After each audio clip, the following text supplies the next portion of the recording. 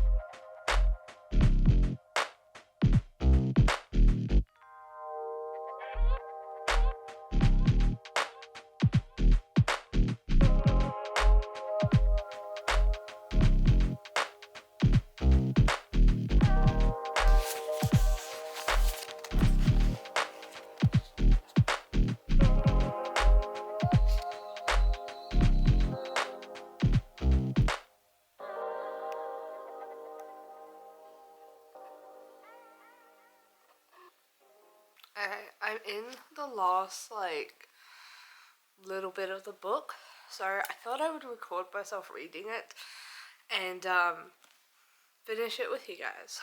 So that's what I'm gonna do.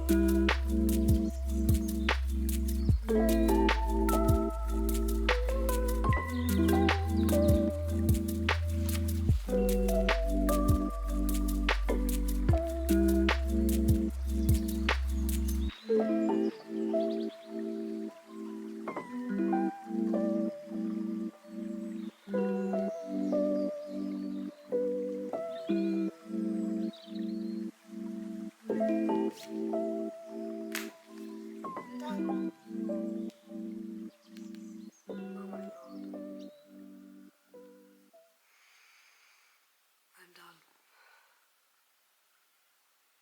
I'm finished. So when I first started reading the book, I wanted to go through and add in little reading tabs and stuff like that, like page tabs, because I felt like as I was going to go through the book, I might notice some scenes in the book that are kind of refer to the movie, and I could go back and I could put a tab on the bits that I wanted to talk to you guys about. Each of the colours represent something, but I'm going to be honest, I remember that. I know that the blue is to do with the book, and then the other bits are just little bits and pieces that happen in the book. Some of the notes that I noticed as I was reading this book was there were scenes in this book that I remember seeing in the other Jurassic Park and Jurassic World movies, which kind of made me a bit sad that it wasn't in the original movie. Like, there are some scenes in this I know happened in later movies. Like, one of the first things I tabbed down, and I don't know if my theory is correct, but there's a scene at the start of, I believe, Lost World, where this family goes on vacation and they go to the island. I don't know if it's that island, and they go to one of the islands. I can't remember which one. And the little girl ends up getting like attacked by some compies. And in this book, the first tab I have is literally talking about how basically people keep witnessing and children keep getting bitten by these like lizards, and they're trying to figure out what kind of lizards they are and where they're coming from and why they're attacking and everything like that. And as you're reading this book, you kind of like knowing what's actually happening, it makes it so much more exciting of like, they're like, oh, it's just a lizard, but the DNA doesn't make sense and it doesn't look quite right, and something's like something about this whole lizard is wrong. So it is a really interesting read when you know what they are, because they're like, oh, this like weird looking lizard is attacking children and like biting people. And yeah, so in this book, the first tab I have is actually a experience I talk about where a family goes to a beach and the little girl gets attacked. She noticed that the lizard left 3 toed tracks looked exactly like bird tracks.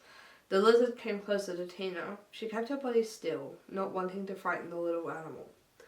She was amazed that it would come so close, but she remembered that this was a national park. All the animals in the park would know that they were protected. She even expected her to give it some food. Unfortunately, she didn't have any. Slowly, Tina extended her hand, palm open, to show that she didn't have any food. The lizard paused, cocked its head, and chirped. Sorry, Tina said. I just don't have anything. And then, without warning, the lizard jumped up onto her outstretched hand. Tina could feel its tiny toes pinching the skin of her palm, and she felt the surprising weight of the animal's body pressing her down. And then the animal scrambled up her arm towards her face.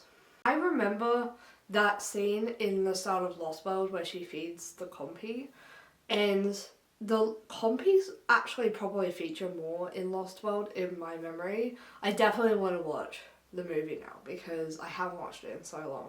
So the next one that I have tabbed is to do with Malcolm, and this one I read and I found very interesting in comparison to the book. He stepped on the plane at the Dallas airport, a tall, thin, balding man of 35, dressed entirely in black. Black shirt, black trousers, black socks, black sneakers. Ah, Dr. Malcolm, Hammond said, smiling with forced graciousness. I find it interesting that in the movie, I remember reading that and hearing the thin, balding man of 35, and then in my head I'm picturing the movie version, and I'm like... Also, there is another thing that I've tabbed within the first 2 pages of this book, but there is something that kept appearing in this book. It only appeared twice, but I found it really interesting that it kept kind of happening.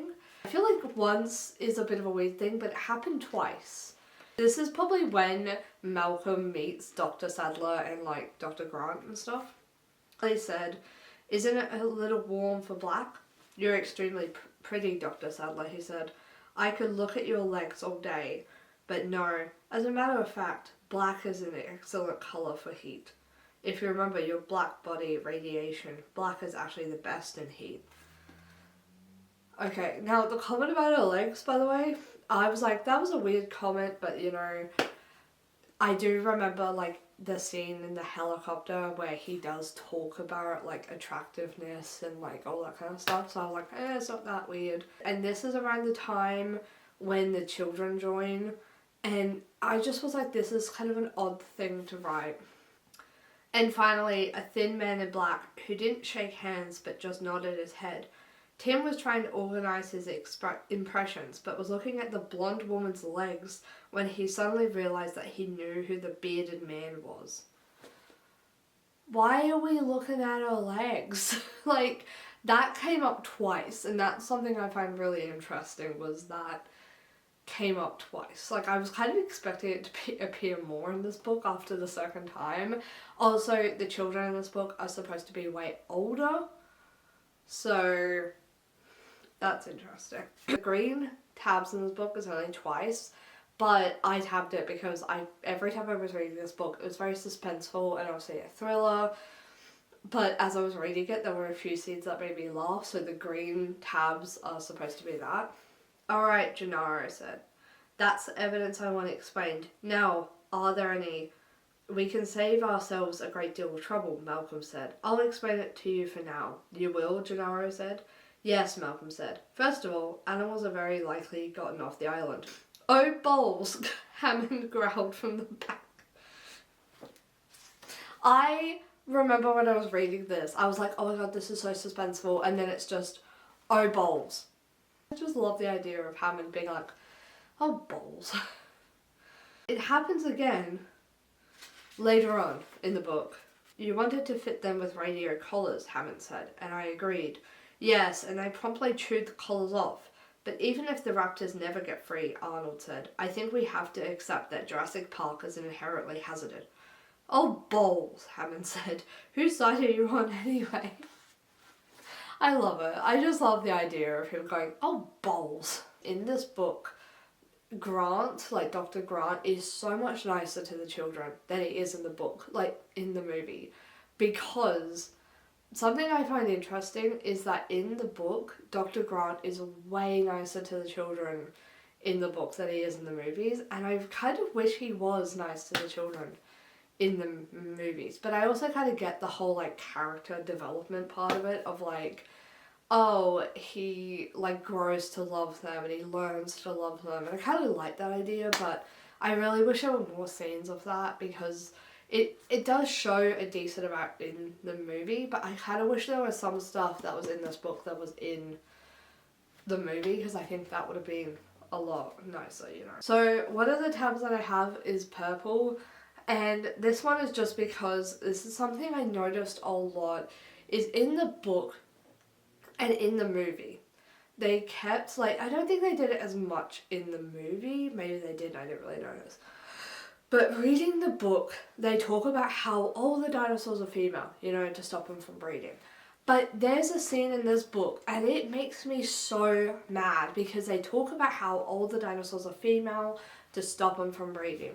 But then there's a scene where they're talking about the T-Rex, and it goes, but the T-Rex territory is completely enclosed with trenches and fences.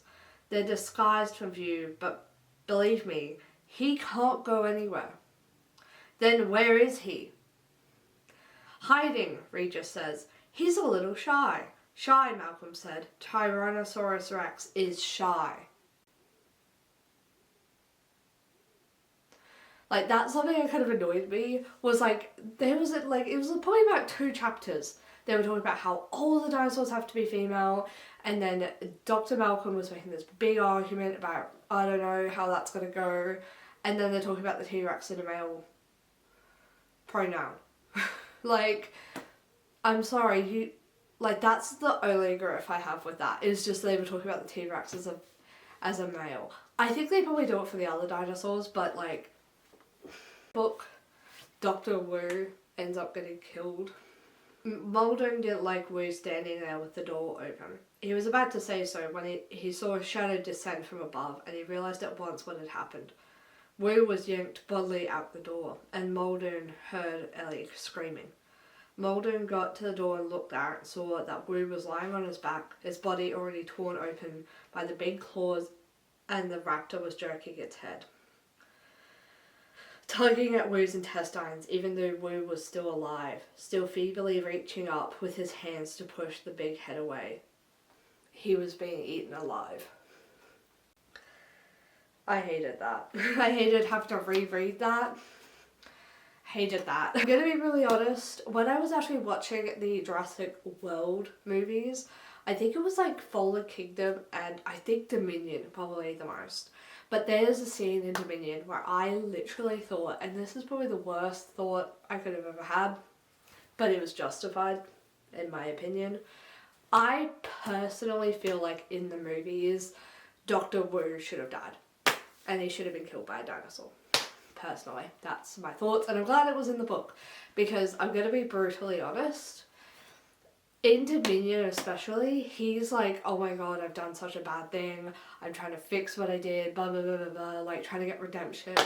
I remember just thinking, every time something's going on, you're in the middle of it, and I think he should have died by a dinosaur in the book, in the movies, because that just felt like it was the right thing to do, is that Dr. Wu gets eaten by the dinosaurs, because personally for me, he's the one who helped make all this, and I think that should have been how he went in the movies, and especially like Dominion or Fallen Kingdom, that probably should have been how he went. But I like the idea as well that in the movies he gets a redemption arc, and he gets to leave, and he gets to have freedom, and he gets to make up for it, but I just think personally he should have been killed by a raptor.